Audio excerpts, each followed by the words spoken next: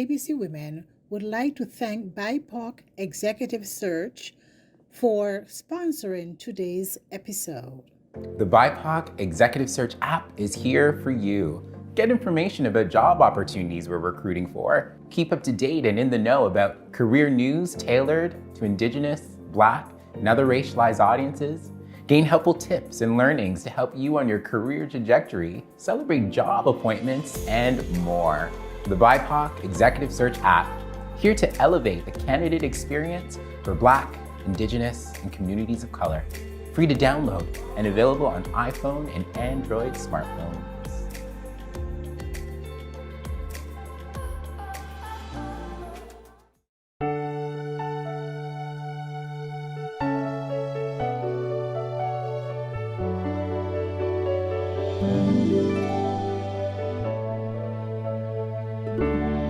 Look how far you have come on your own, but never alone. Through the rain and through the shine, here's your moment, it's your time. You stood tall and now you see, standing in your destiny. 100 woman, growing strong. 100 woman, where you belong. You stood tall and now you see, you have reached your destiny, woman.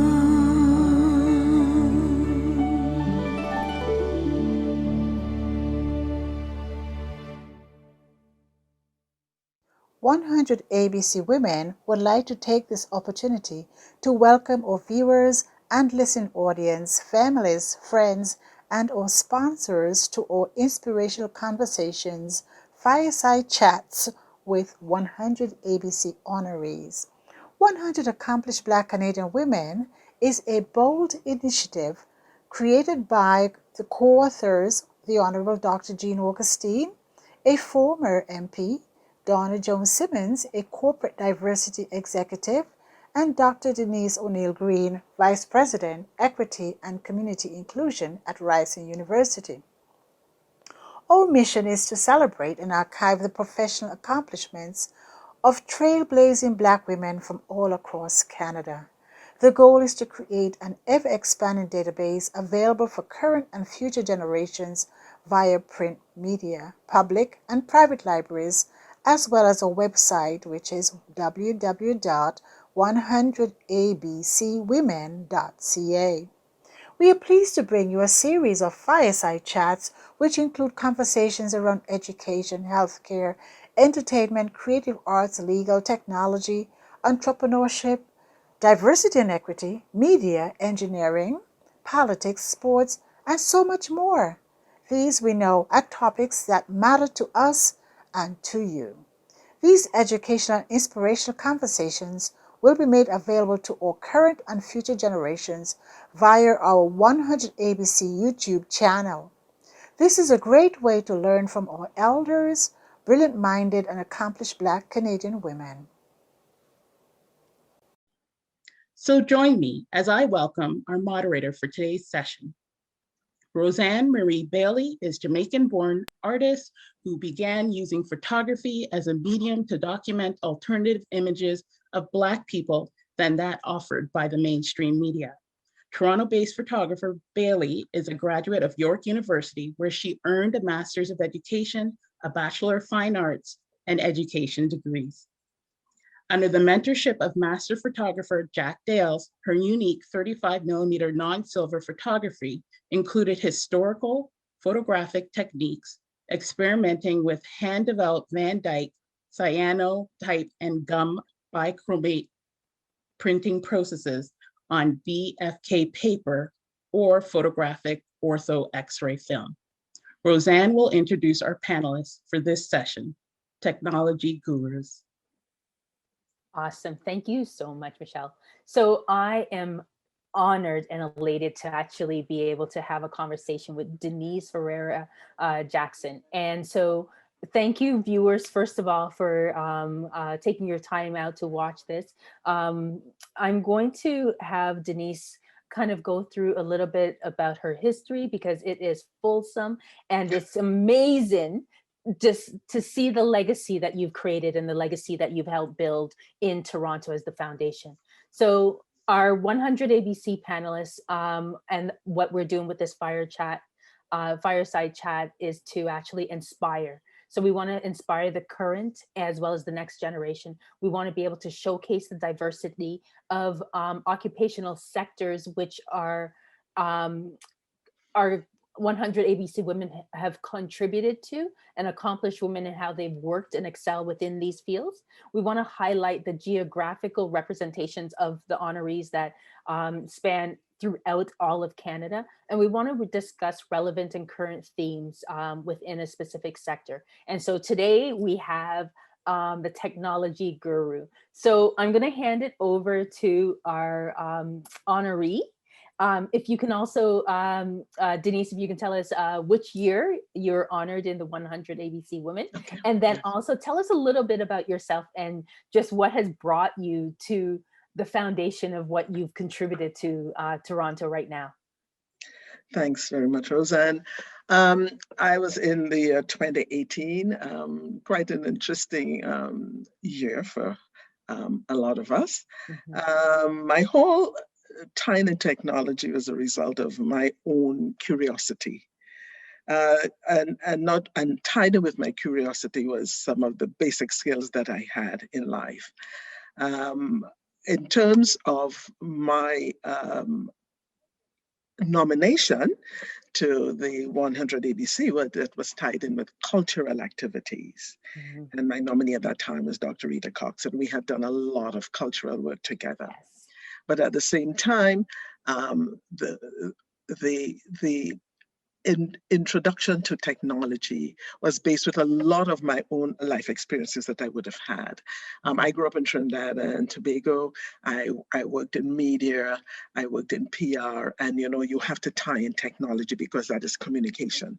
And communication, had to be, very, very critical, to get messaging off, to make your company look good, etc.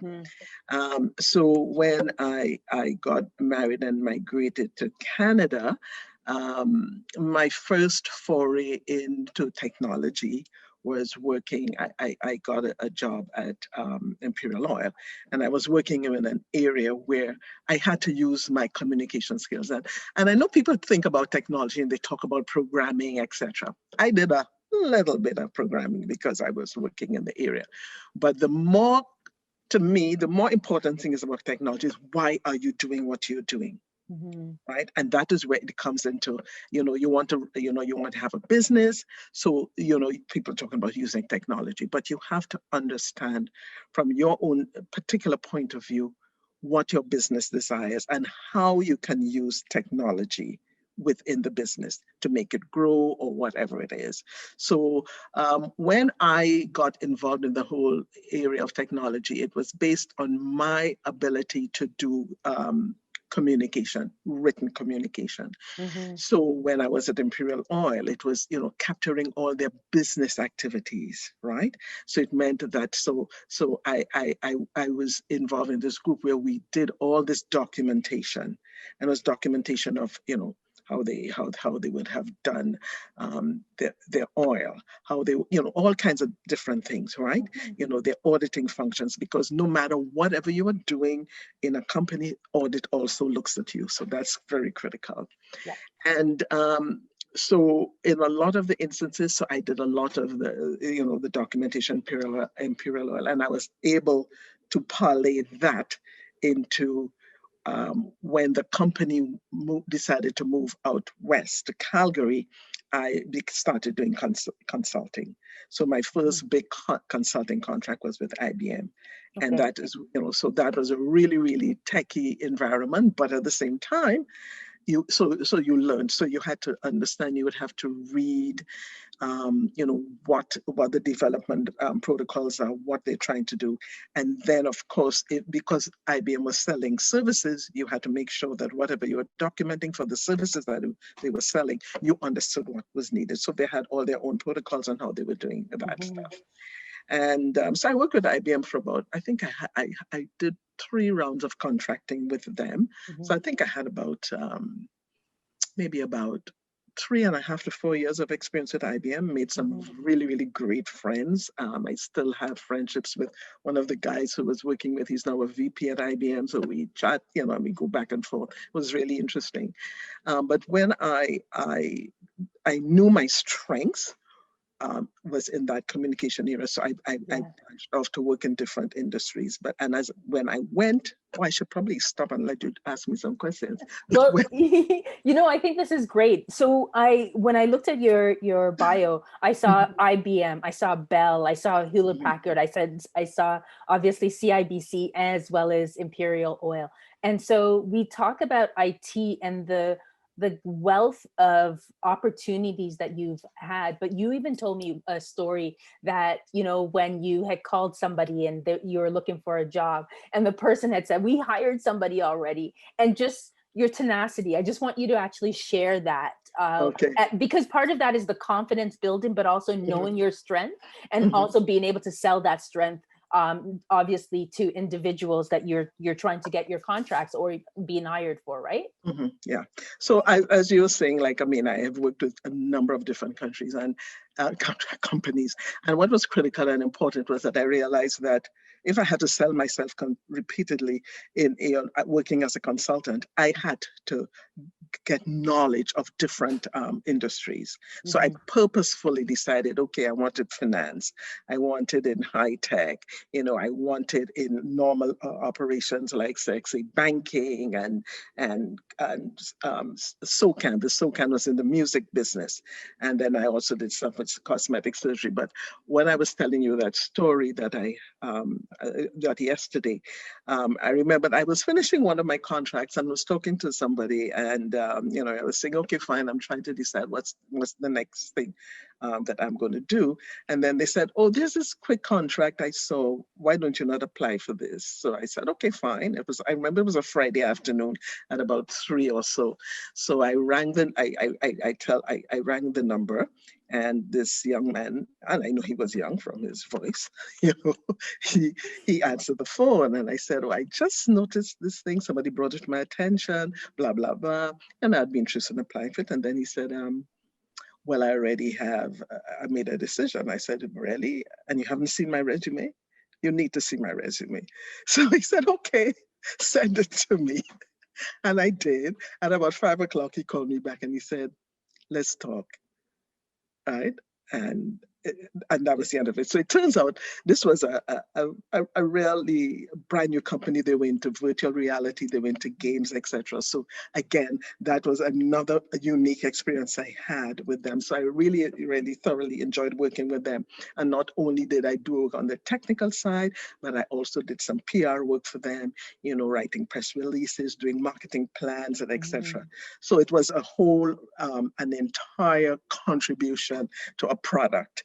And it was really, really nice working with this group of startup companies, because if you look at all the other areas where I've worked in, these are established organizations, But I also had some interesting other organizations, like I worked with this cosmetic surgery company.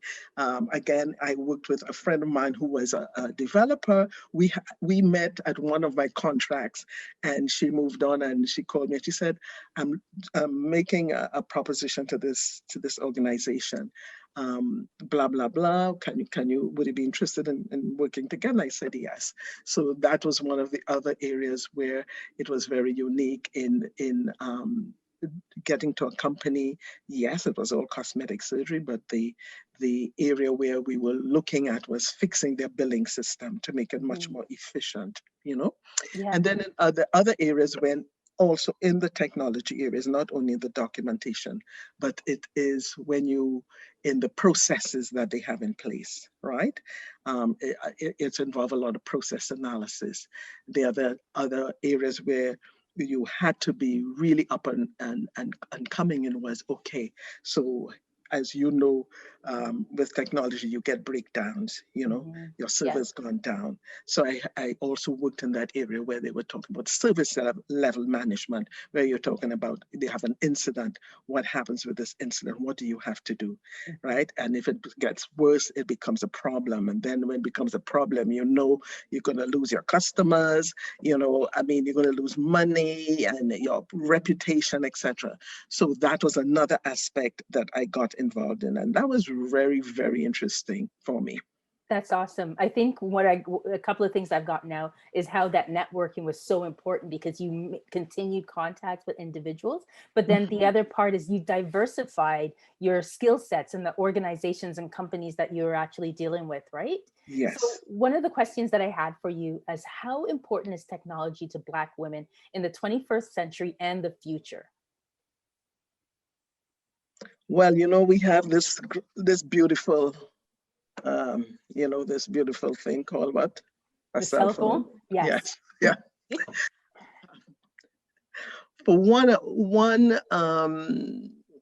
of the areas I would say definitely, and what I'm saying, and you don't have to be involved in, as I said, in the actual coding, etc., but it's learning how to utilize technology to the best of your ability, something that makes your life better, that enhances your life. If you have children or young people around you, how you can guide them. Now, we know we have all the stuff with social media, etc. To me, that is so critical because understanding the reach of it and the impact is very, very critical for us. So from that point of view of the social media, it impacts character, right? It impacts your ability to communicate, etc. And more importantly, it opens an arena for you where you can realize that technology is not this big, like it's a black box, and you can't do anything about it. There are so many other areas that you can get involved in, so that's one. And to me, the most important thing is to do a lot of reading. And like anything else in life, is to read a lot, understand a lot of what companies are about. Like I say, that's right. So when I went into the area, I had to understand how all these companies use technology, right? So as going forward with us as females, it's important to understand and not to be distracted and thinking that it's difficult. It's definitely not difficult. For sure. I think the other thing that I'd love for you to talk about is your experience. And, we had a conversation just a little bit earlier about the Toronto Carnival Festival, right? And how some of the times the cultural production that we do as Black people doing the work with and for communities sometimes is on the side of our desks.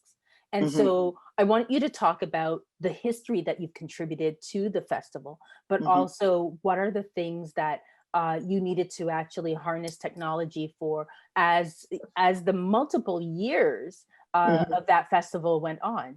Yeah, yes. One thing, I mean, and having been involved, I was involved from 2010 to like 2019. It was, I'll start saying, I totally admired the people, I would call them the pioneers, the people who first started this festival in 1968. And over the years, you would have seen the presentations on how it could be done. When I went into that organization to actually, as a CEO, I had, have always been interested in history and in culture. So what I tried to incorporate, I'd say, in the vocabulary And the vernacular of the festival was that it was a cultural festival. It had heritage, it had a creativity, commitment, and it had joy, and it had a fantastic marketplace. There were people there. One of the unique things to me in the festival is that um, it is a festival for us, and the ownership that anybody has in it is very, very important. For And to sure. me, that is why this festival has been sustained, because people feel it's an intrinsic part of them, Mhm. right? And they feel an ownership in it. And to me, that is what is important. For sure. Like I remember going, I guess my first one, I don't even remember. I remember I was 16 and I lived in Scarborough. Like I'm talking about like by the Scarborough Town Center. And so going all the way down with my family. And we also did the Caravana along, or what was Caravana Mhm. along University Avenue. And also then seeing how it actually evolved. But Yes. what you saw was you saw a celebration of culture. You also Yeah. saw people that looked like you in a Yeah. place that didn't necessarily completely always affirm Hmm. who you are or the skin you were in, but even the culture. And Hmm. never mind, let's talk about the fact that it contributed millions of dollars to the economy every Hmm. year. And I think the Hmm. conversation that a lot of people will have around the festival is that it's a drain or the negative aspect, but the celebration of the culture, but considering that we haven't had it for 2 years because of COVID, it has a huge impact on the Yes. psyche and also the resiliency of the community and how Hmm. we actually see that working within Toronto currently, right? Yeah. Yeah. So the other question that I have is, what one piece of advice that you would give to your 30-year-old self as it pertains to technology? So think about whoever's watching this right now, and if you're to go back 30 years, like way back to your 30-year-old self, Hmm. um, just what are the things that you might actually give people in terms of how do you keep up? What are the things that you need to keep ahead in order for you to think about what it is that you need to set up for your career? And then what are the things that we need to think about our own archival processes and the telling of our own stories and being able to capture those? So when I think I'm going back to 30 years, oh no, when I was 30, that's a question. When I was 30, um, it was, at the time, I definitely was in PR and media. And because of that, you had to really and truly understand what your contributions are going to be. Mhm. Um, my thing going forward in life always is to continue at 30. Yes, it would be saying to yourself, yes, I'm 30. What have I achieved up to now? Mhm. But on the other hand, to me, I think one should always continue to have some little part of your life saying, okay, I'm gonna dedicate this part of my life. Like every year, I want to learn something new, Mhm. right? I I I want to enhance my knowledge. I want to improve myself, and especially because with technology being so, it's exciting, but at the same Mhm. time could be very aggravating, or because I mean you want to learn, you want to know what sense it makes to me. I buy a new appliance, like do I touch it? Do I kiss it? What do I do to make it work, right? You Right. know, so I mean, I think for 30 years, don't just keep that curiosity about life. I think that is basically what it is, keep a curiosity about life. Um, and always have, keep yourself open to new things. Mhm. I think that's what's important. For sure. Those are great advice. I have a question. I'm just going to throw it in for bonus since we have a little bit of time. What do you think about data collection and how we could actually utilize data collection? So I'll give a great example. So I'm currently working with the Toronto Police Service, and I am working with the Equity, Inclusion, and Human Rights unit, and we're actually the ones responsible for putting together the race-based data collection and actually documenting the interactions of service members with the general public and everybody, not just racialized communities, but definitely everybody. But it's a way to actually be able to measure systemic racism.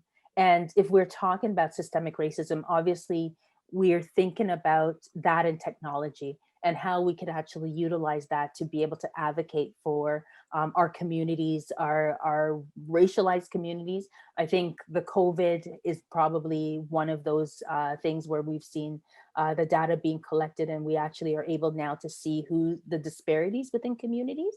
So what would you say in terms of what are the things that people might want to think about in terms of the utilization of data and being able to tell our stories in that process? Well, I think definitely we have been fortunate Mm-hmm. to have the capability to utilize technology to tell our stories. In fact, today someone sent me a WhatsApp message, and it was talking about Juneteenth, Yes. Juneteenth in the US. Mm-hmm. And that is where they were talking about how Black communities, all their businesses were lost due to the actions of racism, when businesses were torn down, etc. And Mm-hmm. when I was reading that story this morning, and I was thinking to myself, that would have, the data that you would have got from that story would have been what kind of businesses were there, what were the products being served, how the businesses were improving, what were their financial positions, etc. And that would have been the criticality of not somebody looking at you and saying, okay, fine, you cannot improve, you're this, that, and the other. The data is there, right? So what I think is really, really important for us really is for us to, on one hand, create, Mm-hmm. right? Create data, that we can utilize and share, Mm-hmm. right? And then the other thing about it, fortunately, so thankful for the technology, whereas you're saying within the organizations, with the TPL, the Toronto Police, and all the different things that you're doing, what the data can provide is, it's time, it's content, it's who is involved in it, roles, risk, history, economics, social activities. So in that way, you can actually build stories. You can look back and utilize the data to assist future projects, and most importantly is use it for education, Yeah. knowledge, exposure, and social justice and social Mm-hmm. improvement. Mm-hmm.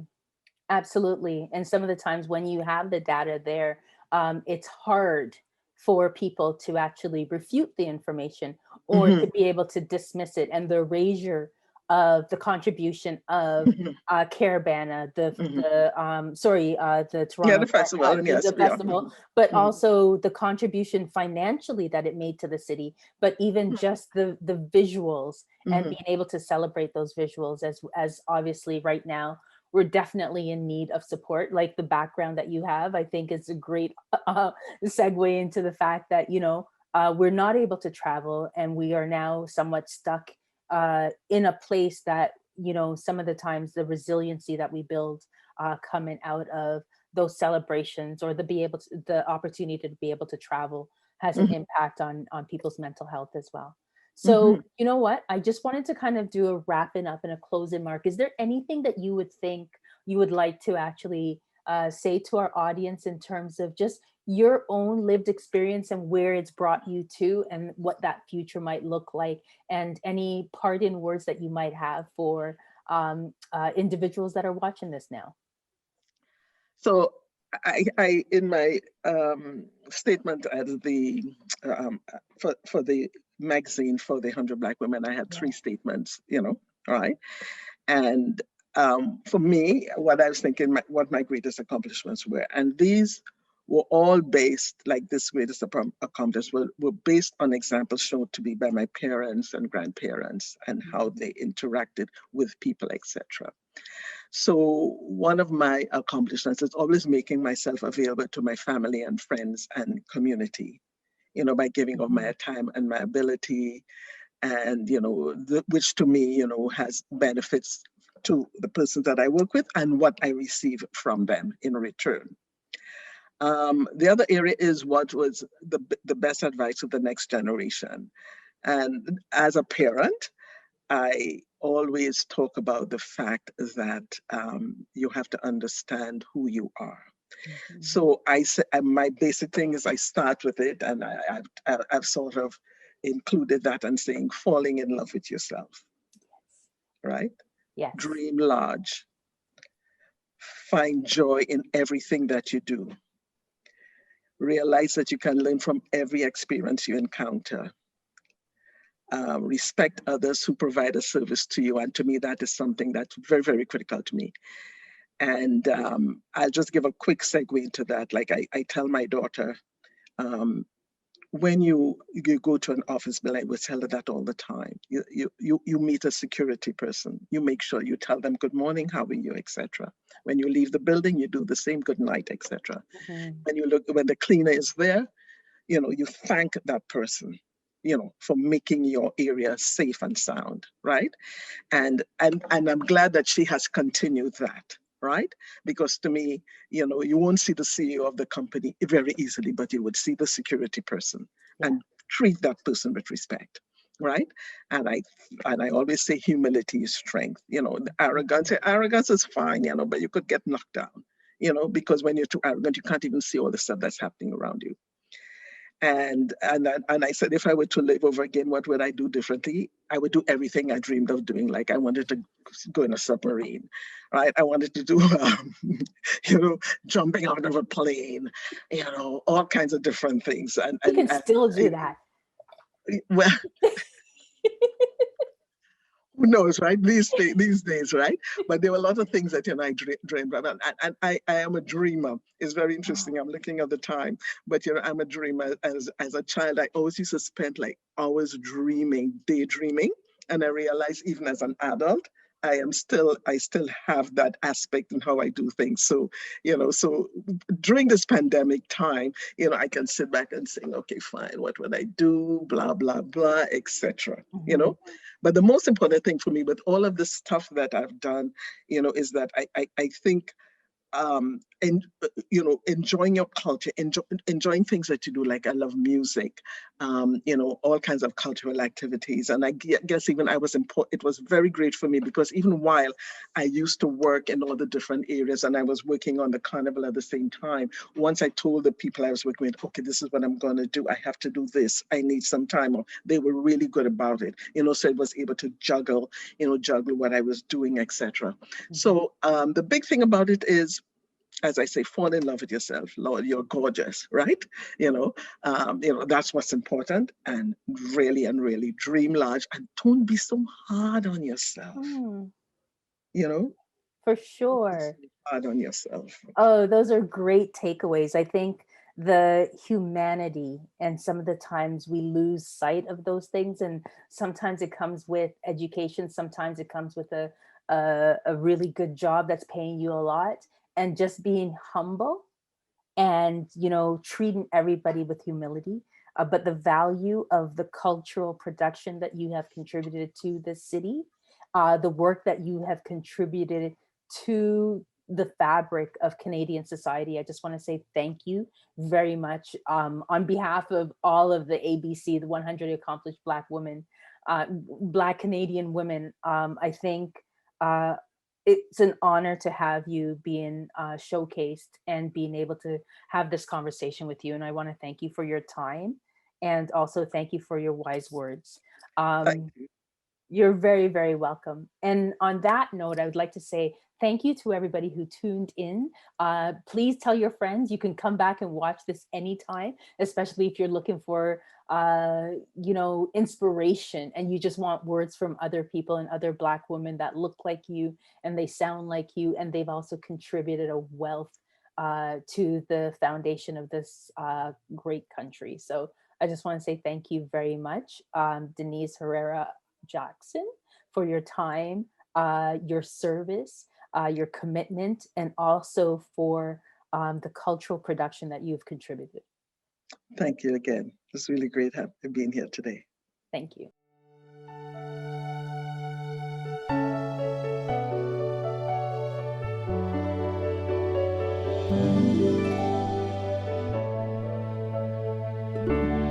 Look how far you have come on your own, but never alone. Through the rain and through the shine, here's your moment, it's your time. You stood tall and now you see, standing in your destiny. One